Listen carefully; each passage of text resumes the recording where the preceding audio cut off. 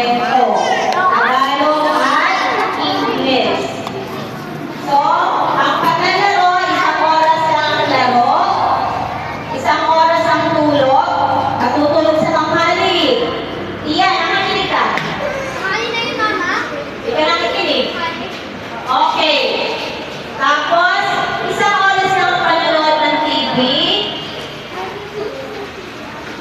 I-relax din ang sarili, syempre. Maglalaro din kayo sa park, sa labas, sa buhan, wag puro gadgets ang laro ninyo, ha? At higit sa lahat, bago matulog, magbasa, manalangin na sana sa susunod na taon, mas bibigyan pa kayo ng katalinuhan. Ano? Para sa susunod na taon, doon na kayo sa stage. Doon sa ginagawang stage na kayo. Ha? Maganda doon. Hindi yan sa classroom. Naliwanag? Okay. Ito yung special awards na to.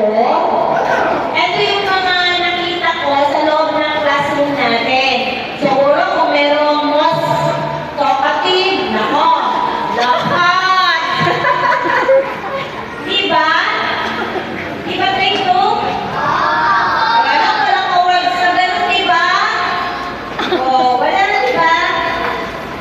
Okay, meron akong special awards. Ito ay hindi ko sinasabi sa inyo. Through my observation lang sa araw-araw nating pagsasama. Sa loob ng 10 buwan nating pagsasama. Okay.